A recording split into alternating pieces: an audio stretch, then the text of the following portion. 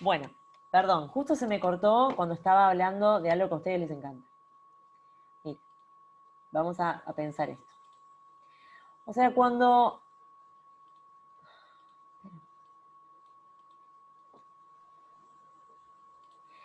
A ver, vamos a pensar lo siguiente, porque justo les dije algo y les estaba por hacer una pregunta. A ver, ¿puede ser que una bola... A ver, pues, hago una pregunta, ¿no? Imaginemos lo siguiente. Imaginemos una bola así, vamos a hablar de física, ¿eh? Esto es... Yo tengo una bola arriba, imaginemos que esto es una bola, arriba de una mesa, ¿sí? Y esto, bueno, imagínense que está para abajo. Tiene una fuerza peso, ¿sí? Si quieren. Y obviamente que esto, al estar en reposo, tiene una fuerza exactamente... ¡Qué horror! No, esperen, no puedo estar escribiendo, no puedo estar haciendo esto tan feo. Esto así, y ahora hago una para abajo y una para arriba. Y ya, porque no puedo soportar que quede tan mal. Bien, ahora sí. Entonces, yo tengo... No, acá está mi bola, ¿sí? Ahí está mi bola. Entonces yo tengo una fuerza hacia abajo y una fuerza hacia arriba que son exactamente iguales. ¿Por qué sé que son iguales? Bueno, porque la bolita está en reposo. ¿Sí? Y ahí estamos. ¿De acuerdo? O sea, esto es una posibilidad. Ahora, lo que yo les pregunto en este momento, ¿puede ser que no esté, o sea, la bola no esté apoyada en un lugar y que igualmente la sumatoria de fuerzas sea cero? O sea, que la sumatoria de fuerzas sea cero en este caso, así, de este modo. No, No hay ninguna forma. no. Piensen, piensen.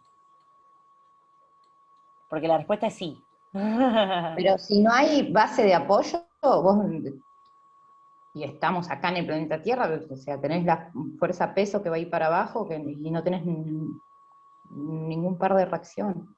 Ah, no sé, por ahí estoy hablando fruto. Sí, lo que vos decís está perfecto, pero hay una situación. Ay, casi me muero. Hay una situación en la cual la sumatoria de fuerzas puede ser cero. Sí, puede ser. Por ejemplo, en la bola cayendo. A ver, les tiro esto. Esta bola está cayendo. Imagínensela que está cayendo de verdad, ¿sí? Entonces, fíjense cómo está dibujado esto. Está dibujado una fuerza hacia arriba y una fuerza hacia abajo exactamente iguales, ¿no? O sea que la sumatoria de fuerzas, en este caso, es cero, ¿sí? Ahora, yo les pregunto a ustedes, allá, esto es posible, pero ¿qué particularidad del sistema se tiene que dar para que esto sea posible? ¿Se les ocurre? Imagínense que esto está cayendo, ¿eh? La bola está en movimiento, está cayendo.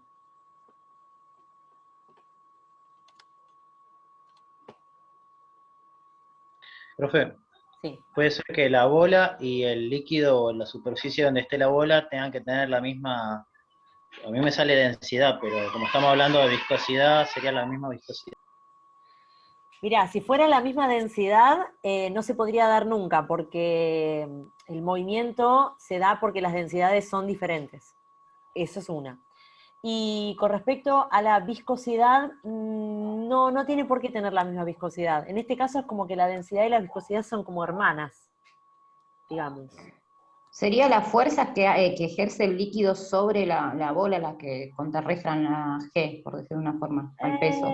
No, está bien lo que decís, pero no es tan importante eso. Creo que No, si no le Entonces es, no se sacás me el doy. apoyo no hay nada abajo y está solo la bola y el aire y la tierra, al ejemplo que nos estás diciendo.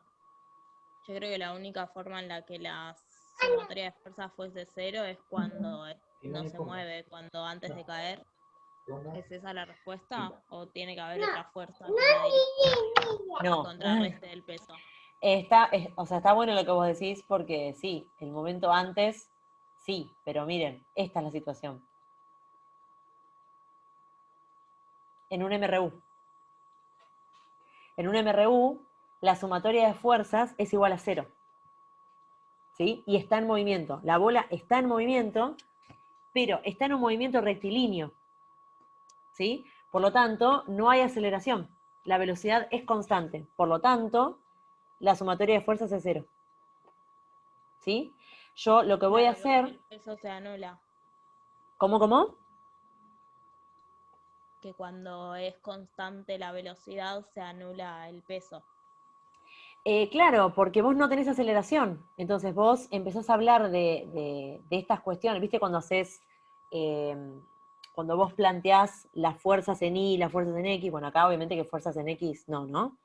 Por lo menos no importantes. Cuando vos planteás las fuerzas en Y, viste que el peso tiene que ser igual a la normal, bueno, cuando vos empezás a hacer la propuesta, digamos, de todas las fórmulas, viste, cuando decís, bueno, A que es igual al peso, A que es igual a la normal, y bla, bla, bla, en todo caso, como vos no tenés aceleración, te va a quedar que esto es una sumatoria de fuerzas igual a 0. ¿Sí? Por eso. Claro, pero la fuerza que va para arriba no estaría, no existiría. A eso lo que voy, porque no tenés normal, porque no tenés superficie de apoyo, por más que sea un MRU.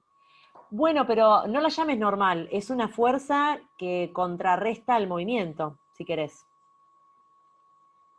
¿Sí? Es una fuerza contraria o si querés, es el par, digamos, de la fuerza de gravedad, si querés. Bueno, fuerza de gravedad está medio feo, pero de la fuerza peso. ¿Sí? Es el par contrario de la fuerza peso. ¿Está bien? Acción y reacción, digamos. ¿Se entiende? Más o menos. A ver si tengo alguna otra diapositiva donde tenga... A ver, esperen, ¿eh? Bueno, acá más o menos es una idea de esto, pero está como media... A ver, esperen si tengo alguna otra. Bueno, acá por ejemplo, esta está linda, miren. No me acordaba las que tenía, porque les dije que tuve que rastrear esto, así que no me acordaba que tenía lindas. Bueno, vamos a pensar lo siguiente, miren. Yo tengo un primer momento, a ver si lo podemos sacar, miren. Yo tengo un primer momento, donde tiro la bola. El primer momento en el cual yo tiro la bola, que es acá, ¿sí? Como decía Nair, ese primer momento en el que yo tiro la bola, por supuesto que ahí no voy a tener un MRU, en ese primer instante, ¿sí? El MRU se va a generar luego de un tiempo.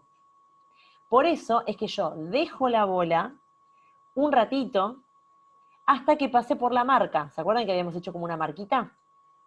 Entonces yo le doy tiempo a la bola a que adquiera un movimiento rectilíneo. ¿Sí? Cuando adquiere el movimiento rectilíneo, ahí es cuando yo voy a tomar el tiempo. ¿Sí? Le doy como un poquito. Por eso les decía que la probeta tiene que ser grande, probeta o lo que sea, recipiente que sea. ¿Sí? Entonces, dejo que la bola adquiera el movimiento rectilíneo, ¿sí? Cuando la bola adquiere el movimiento rectilíneo, miren, vamos a ir a esa diapositiva que lo iba a dibujar acá, pero lo voy a mostrar porque acá está perfecto. Miren, ¿ven? Yo tengo la fuerza peso de la bolita que cae, ¿sí? Y tengo como el par de esa fuerza peso, tengo al empuje y a la fuerza de fricción, que la fuerza de fricción es muy importante en este caso. ¿Por qué es importante la fuerza de fricción? Porque yo estoy hablando de viscosidad. Yo quiero averiguar un coeficiente de viscosidad. Por lo tanto, si yo quiero averiguar un coeficiente de viscosidad, yo tengo que tener en cuenta la fricción, ¿sí? Ahora, digamos, a los planes metodológicos, todo este razonamiento que estamos haciendo es para entender qué es lo que está pasando dentro de la probeta, con la bolita. Pero la verdad es que nosotros lo único que vamos a tomar es un tiempo para sacar el coeficiente, ¿sí? Nada más. Digamos, si yo tengo que hacer esto, el día que yo lo hice, en algún momento lo hice, en algún momento de mi vida, a esto, lo único que hice fue tomar un tiempo, y nada más, ¿sí? O sea, metodológicamente es sencillo, ¿sí? Nada más que lo interesante es entender, fíjense esto, esta es la fórmula que se utiliza, ahí va. Ustedes lo que hacen es tomar este tiempo, o sea, toman el tiempo, saben la distancia, nosotros colocamos el concepto de el cálculo de la velocidad, lo colocamos acá, ¿sí? Después, un montón de cuestiones son geométricas, obviamente, 6pi, ven, RP es el radio es una cuestión geométrica, ¿sí? Es radio. Y a partir de conocer un montón de cuestiones que ya debemos conocer, como el radio, como la densidad del líquido, ¿ven? Esto es la gravedad, etcétera, etcétera, nosotros lo que podemos averiguar es ¿qué cosa? El coeficiente de viscosidad, ¿ven? Esto es lo que nosotros queremos averiguar, esto, el coeficiente de viscosidad. ¿Sí? Entonces, ¿cómo nosotros podemos averiguar el coeficiente de viscosidad? Bueno, nosotros nos jactamos de tomar el tiempo en que la bola permanece en un MRU. En ese momento en que la bola permanece en un MRU, la sumatoria de fuerzas es igual a 0. Y en ese momento uno puede hacer esta descomposición si quieren. ¿Ven? Que la fuerza peso va a ser igual a todas las fuerzas que la contrarresten. Es decir, al empuje, obviamente, porque es una bola que está cayendo en un fluido, o sea que hay un empuje, y la fuerza de fricción, por supuesto que siempre va contrariamente, ¿no? ¿Se entiende? O sea, nosotros nos jactamos de ese sistema de MRU para poder hacer esto. Por eso es que tenemos que hacer las marquitas en la probeta. ¿Se entiende? ¿O no? ¿No queda totalmente claro? ¿O sí? ¿O no? ¿O más o menos?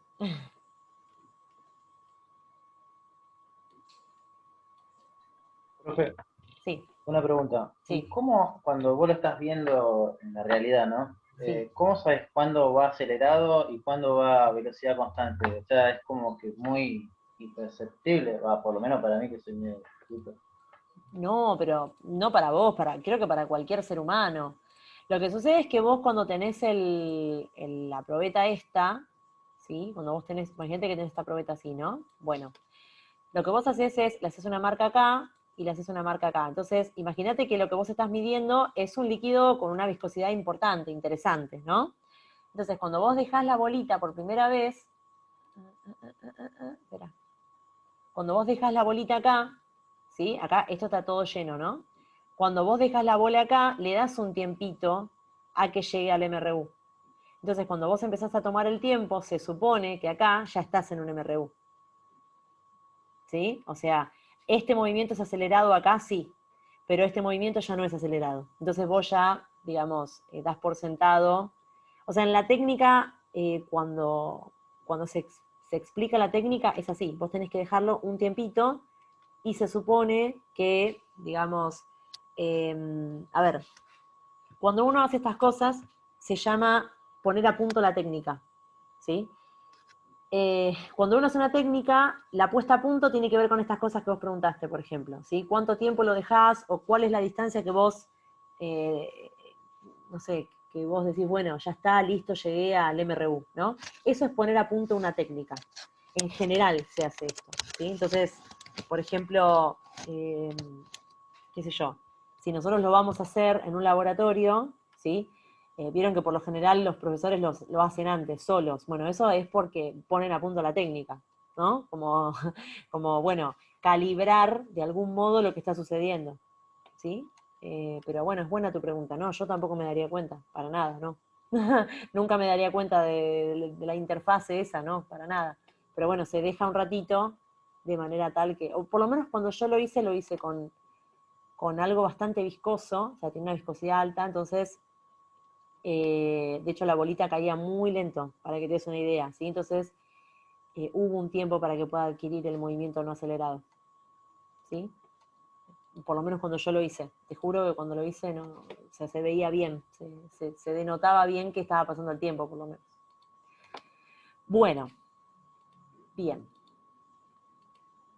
A ver si hay algo más por acá. Bueno, acá lo hizo fíjense, con una mezcla de glicerina y agua. Bueno, perfecto. Sí, yo lo habré hecho con algo así, porque era bastante viscoso. Acá están las marquitas. Bueno, esto es más cheto, ¿no? Esto es más...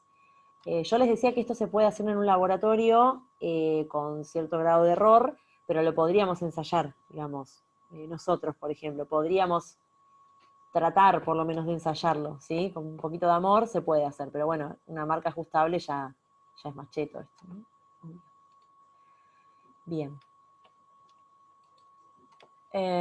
Bueno, bien. Y acá está lo que les decía de la fórmula, que nosotros medimos solamente la velocidad, ¿sí? Yo a veces cuando les hago una pregunta acerca del método Stokes, le digo, bueno, una cosa es que vos me expliques la metodología, lo cual está espectacular, y después quiero que me digas qué es lo que vos medís. O sea, al fin y al cabo, qué es lo que vos sacás de la técnica. ¿Qué es lo que vos medís de la técnica para poder averiguar el coeficiente de tensión superficial, que es este mu? ¿Sí? La velocidad, habías dicho. La velocidad, claro. Uno mide una velocidad, ¿sí? Bien. Bueno, ese era el... Uy, había una persona... Capaz que estaba hace un rato. Una barra negra no me dejaba ver. Bueno, ese es el viscosímetro de caída de bolas, ¿sí? Y acá tenemos el otro que se llama viscosímetro capilar. El viscosímetro capilar es una cosa así, así como la ven.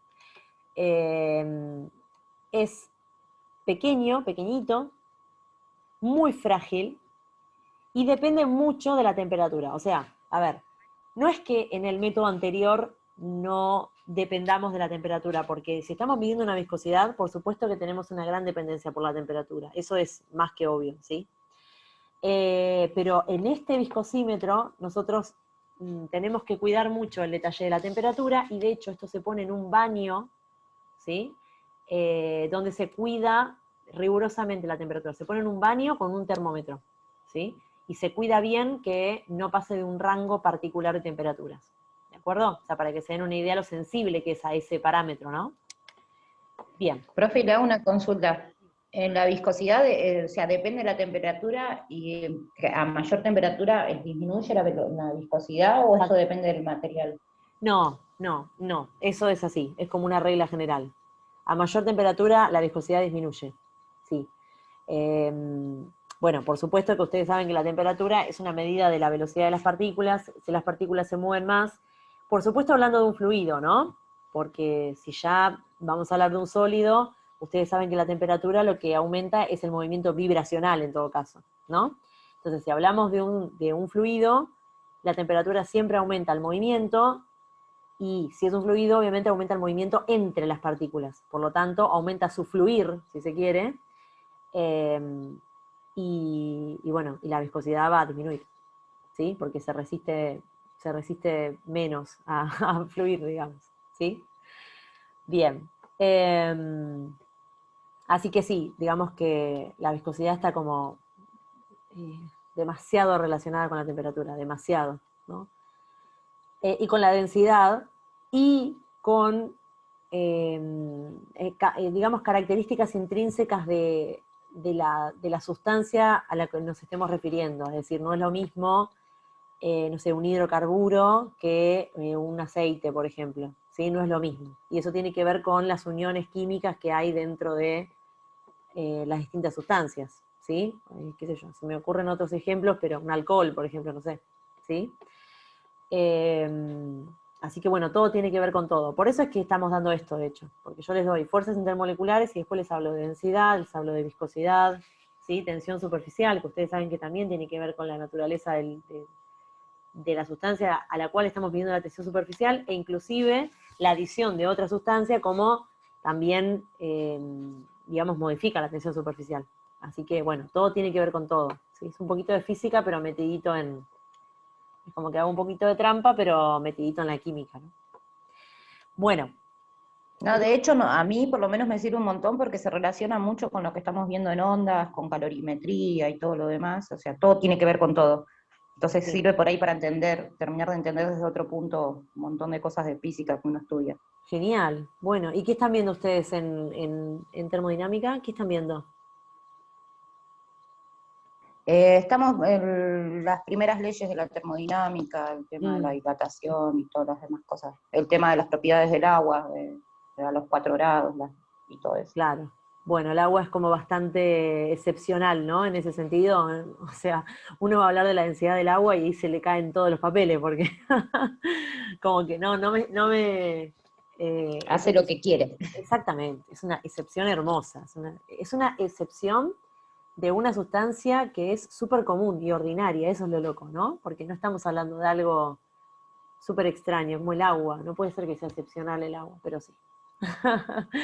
Bueno, y la termodinámica atraviesa todo el tiempo, que tiene que ver con... Sí, y ahora empezamos a ver gases también, lo de los gases ideales y demás. Claro, genial. Porque Eso lo habíamos visto en primero también, pero es como que todo re loco. Sí, sí, todo tiene que ver con todo tiene que ver con, o sea, en todo está la conservación de la energía y cómo se conserva y por qué, y la energía potencial que hace que un proceso vaya para un lado y no para el otro. Es decir, la termodinámica está como metida en todo y está buenísimo. Es re linda la termodinámica, la verdad. Bueno, entonces, el viscosímetro capilar, en el viscosímetro capilar también vamos a tomar un tiempo, ¿sí? Y va a ser el tiempo necesario para que un volumen determinado, de algo que ustedes quieran medir, ¿sí?, escurra, esa es la palabra, a través de un capilar. Entonces, el capilar es este finito que está acá, ¿sí? Obviamente. Ustedes saben que un capilar es un tubo finito, finito, finito, ¿sí? Y vieron cuando hoy les dije esto de que una de ustedes me dijo, yo no sabía que se deformaba tanto cuando había un capilar. Claro, porque las fuerzas adhesivas en un capilar toman un papel importante, que no lo toman en un recipiente tan grande.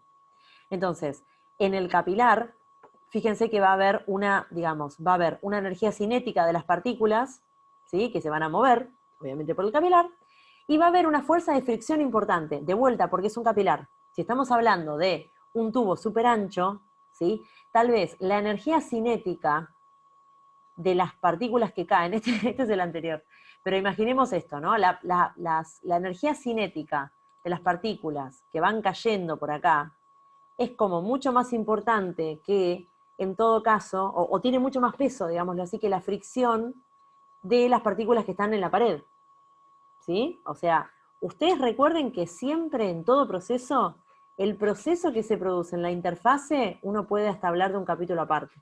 En las interfaces, acá sería una interfase líquido o vidrio, ponele. Bueno, en las interfaces siempre hay como procesos que son diferentes, ¿sí? Entonces, la energía cinética asociada a todo un volumen de partículas que van cayendo en función de la fricción es importante, o sea, es mucho más importante, tiene mucho más peso. Pero si yo hablo de un capilar, tal vez en un capilar lo que yo hago es tener en cuenta ¿qué cosa? La fricción más que la energía cinética.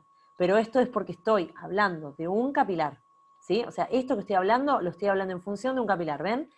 La energía total de ese líquido que está escurriendo será igual a la energía cinética más la energía asociada a la fricción.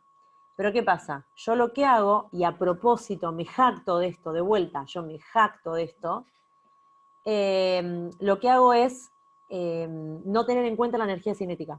Solamente tengo en cuenta la fricción de las partículas con el capilar, ¿sí?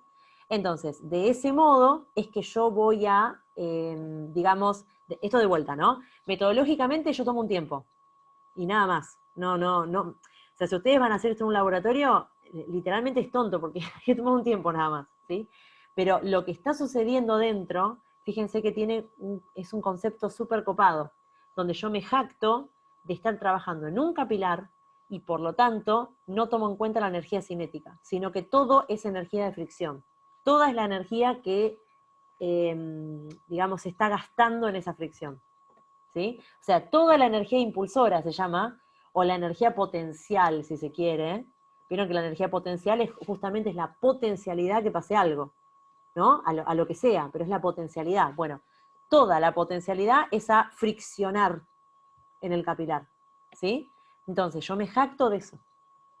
¿De acuerdo? Ven que es como la energía impulsora, digamos, ¿sí? Bien. Entonces, tiene como, no sé, viscosidad tiene como unos fundamentos muy lindos. A mí me encantan los fundamentos de estas técnicas, por lo menos. Son como fundamentos súper como copados, son profundos los fundamentos. Bien. Y nada, y esto es muy bonito, es muy frágil también, ¿eh? Esto es así como lo ven, súper chiquitito y súper frágil, que te matan si rompes uno de estos, porque imagínate que... Bueno, y obviamente que acá uno sabe la altura o la distancia por la cual va a escurrir, ¿sí? Básicamente, entonces si yo sé la altura o la distancia y sé el tiempo, puedo averiguar la velocidad con la cual escurrió el líquido. ¿Sí? Básicamente es eso. Y acá, de vuelta, fíjense esto. El nu ¿sí? El coeficiente de viscosidad, fíjense que tiene que ver con un montón de cosas que son geométricas, y lo que yo voy a hacer es, voy a medir la velocidad, ¿sí? Que sería esta. No, esperen, este es el volumen, perdonen. La velocidad sale de ¿dónde? Esperen, es R. Ay, la tengo que sacar de acá, la velocidad. Ay, no te puedo creer que no la tengo despejada bien, como la velocidad. Bueno, a ver si la podemos pensar. Esperen, A ver. Acá está la longitud del tubo, ¿sí? Y acá está el tiempo. Entonces, bueno, igual si está porque esto sería como velocidad a la -1, ¿no? Esto sería velocidad a la -1, entonces, a ver si lo puedo pensar.